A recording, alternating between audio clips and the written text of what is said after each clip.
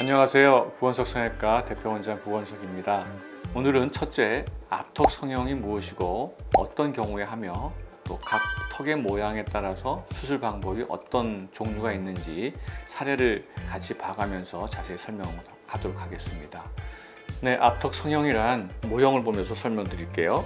이 부분을 교정하는 수술인데요. 예를 들면 이 앞턱 부분의 길이가 너무 길거나 또는 너무 짧거나 또는 안으로 들어가 있거나 또는 너무 넓적해서 좀 둔탁해 보이거나 하는 이 앞턱 부분의 모양을 바꿔주는 수술입니다. 흔히 우리가 사각턱 절제술이라는 건 이 부분을 얘기하는 거고요. 앞턱은 이 앞부분을 일컫는 말인데요. 이 수술의 특징은 치아의 교합, 위의 이빨과 아래 이빨에 서로 맞물리는 교합을 변화를 주지 않고 이 이빨 아랫부분에 있는 뼈를 이동하거나 줄이거나 모아주는 그런 수술을 말합니다. 그래서 우리가 사례들 보면은 앞턱이 너무 길거나 짧고 앞턱이 너무 크고 넓어서 투박하고 남성적으로 보이는 경우나 또는 주걱턱 또는 무턱, 이런 세 가지 경우에 가장 흔히 하는 그런 수술이 되겠습니다. 특히 이 앞턱은 미용적으로 어떤 의미가 있냐면 앞턱 부분이 얼굴 전체 윤곽에서 굉장히 여성성을 많이 보여주는 그런 부위입니다. 따라서 최근에는 앞턱 수술 가운데 가장 많이 알려진 수술이 턱을 갸름하게 하는 V라인 턱 성형이라고 우리 흔히 알고 있죠. 그래서 그런 거는 앞턱 부분의 뼈를 모아주면서 앞턱 부분의 윤곽을 뒷부분까지 연결시켜서 갸름하게 깎아주는 그런 수술이 있는데요. 이런 수술은 T절골술 또는 시옷절골술, 이 두 가지가 가장 많이 알려진 수술 방법입니다. 이렇게 앞턱 수술은 V라인 턱 성형뿐만이 아니라 턱의 길이와 턱 끝의 위치를 자유자재로 이동시켜서 가장 이상적이고 균형 잡힌 얼굴형을 만들어주는 수술이라 하겠습니다. 네, 앞턱 수술 가운데 가장 많이 알려진 V라인 턱 성형에 대해서 잠깐 그림을 가지고 설명을 먼저 드리겠습니다. 앞부분의 턱이 넓은 경우에는 수평 절골술을 통해서 뼈를 이렇게 자르고 수직으로 이렇게 또 자른 다음에 이 가운데 부분은 제거하고 양쪽으로 잘려진 조각편을 가운데로 모아서 고정시켜 준 다음에 잘려진 부분과 그 뒷부분에 이게 턱이 생기죠. 이런 부분까지 같이 잘라줌으로써 뒤에서부터 앞끝, 그 다음에 반대쪽 뒷까지 전체적으로 부드러운 갸름한 라인을 만들어주는 것이 T절골술을 이용한 V라인 턱 성형입니다. 이럴 때 이 수술은 앞부분만 사실 하는 것이 아니라 뒷부분, 사각턱까지 다 같이 돌려 깎는 그런 수술의 개념이기 때문에 수술 범위가 넓은 편이고요. 유의할 점은 신경선이 나오는 이쪽에 구멍이 있는데요. 수평절골선이 신경선이 나오는 곳에서 약 5mm 이상 떨어진 아래쪽으로 수평절골선을 잡아주는 것이 매우 중요하겠습니다. V라인 턱 성형 가운데 또 다른 방법으로서는 우리가 이른바 시옷절골술이라고 이야기하는데요. 이것은 T절골술의 어떤 단점을 보완하는 수술 방법인데요.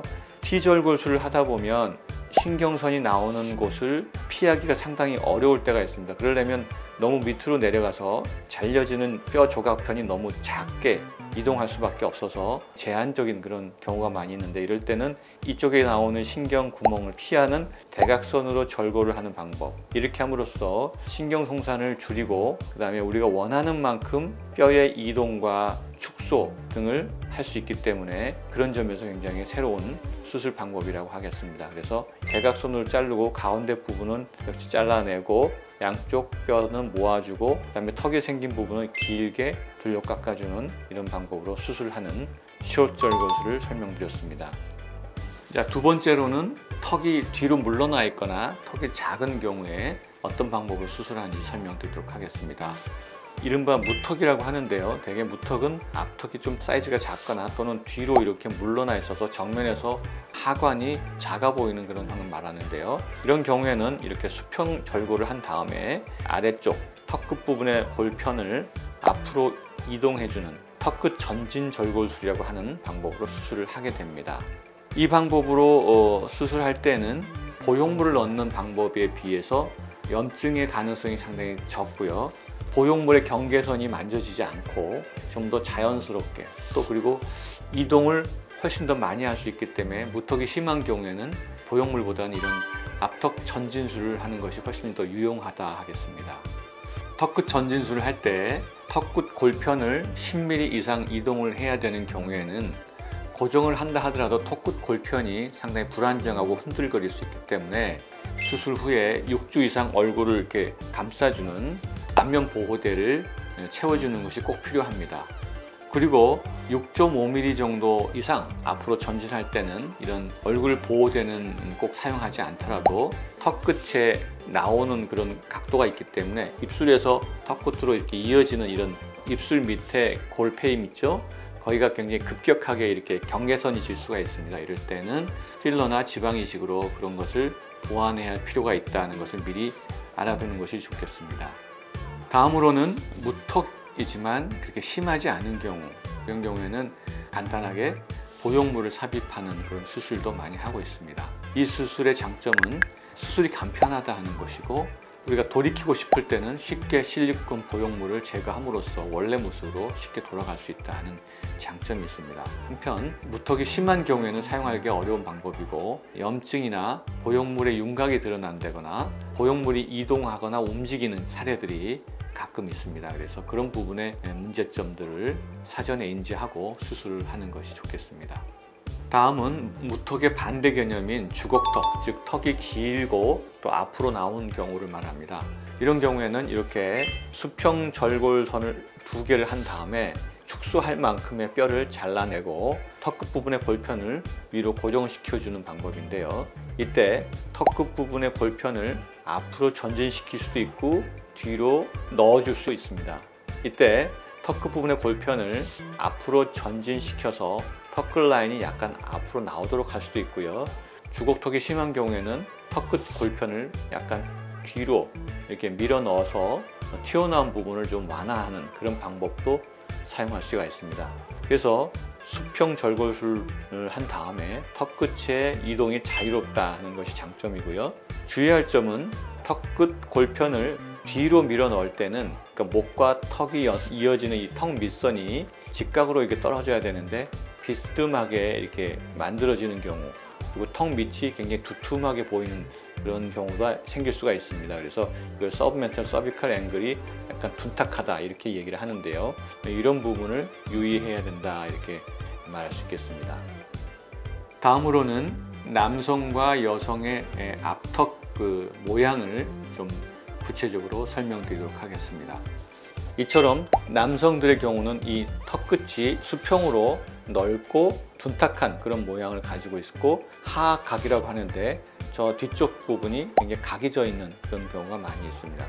반면 여성은 이 턱 끝 부분이 좀 뾰족하고 갸름하면서 하악각도 조금 덜 발달된, 그래서 전체적으로 갸름한 형태를 가지고 있는 것이 일반적입니다. 구별을 하는 이유는 여성화 수술을 하기를 원하는 사람도 있습니다. 그래서 V라인 턱 성형 가운데 T절골술 또 시옷 절골술에 대해서 설명드렸는데요. 이렇게 여성화 턱 성형을 하는 경우에는 T절골술이나 시옷 절골술을 사용해서 턱을 조그맣게 줄여주는 그런 수술을 많이 하고 있습니다. 이제 다음으로는 유형별 사례들 살펴보도록 하겠는데요. 지금 이처럼 앞턱이 넓고 전체적으로 둔탁한 그런 라인을 보여주고 있습니다. 그래서 이분은 시옷 절골술을 통해서 이렇게 갸름한 턱선을 만들었는데요. 길이는 약 4mm를 잘라내줬고 정면에서 폭이 14mm 정도 줄였고요. 그 다음에 턱 끝을 5mm 정도 전진시켜준 그런 사례입니다. 이분도 약간 전체적으로 약간 둥글고 둔탁한 라인이 있어서 시옷 절골술을 이용해서 앞턱의 길이는 최소량의 3mm 정도만 축소를 했고 폭은 약 10mm를 줄여주었습니다. 그리고 전진술은 3mm 정도를 전진해서 앞턱이 약간 나오도록 이런 모습이 되도록 수정을 했습니다. 전체적으로 상당히 갸름하고 날씬한 그런 턱선을 보이고 있습니다. 이분은 그렇게 심하지 않아서 T절골술을 했고 길이는 약 6mm 정도 줄였고요. 폭은 10mm 정도, 그 다음에 전진술은 5mm 정도를 이렇게 해준 사례입니다. 이분 남성인데도 이 부분이 너무 둔하다고 이렇게 얘기를 해서 시옷 절골술을 하면서 사각턱도 같이 돌려깎기를 한 사례인데요. 길이는 약 3mm 줄여주고 폭은 10mm, 전진은 3mm 정도 한 사례입니다. 다음으로 이 무턱 수술인데요. 이분은 턱 끝이 뒤로 물러나 있죠. 그래서 길이 자체는 그렇게 짧지 않은데 턱 턱끝이 뒤로 물러나 있기 때문에 수평 절골술을 통해서 뼈를 앞으로 전진시키는 상황인데요. 길이는 약 5mm를 축소를 시켰고 이 전진 정도는 10mm를 전진시켰습니다. 그래서 전체적으로 이제 균형감이 좋아졌고요.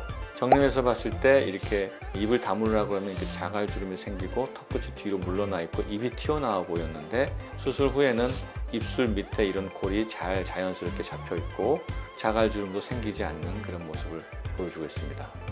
자, 이분은 무턱이 그렇게 심하게 보이지 않았고 본인이 또 뼈 수술을 하기를 원치 않아서 간단한 보형물을 넣어서 무턱을 교정한 사례입니다. 보형물은 약 두께가 6mm 정도 된 여기서부터 여기까지 좀 짧은 형태의 실리콘 보형물을 넣어줬습니다.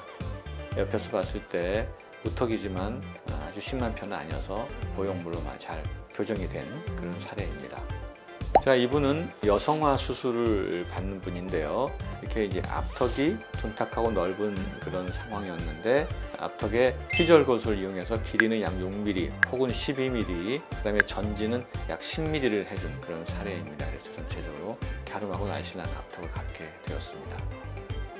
자, 이렇게 앞턱 성형에 대해서 사례와 함께 자세히 알아봤는데요. 이 앞턱 성형에는 여러 가지 부작용들이 생길 수 있습니다. 그래서 이 부작용에 대해서 자세히 알고 난 다음에 수술을 하는 것이 좋으리라 생각이 됩니다.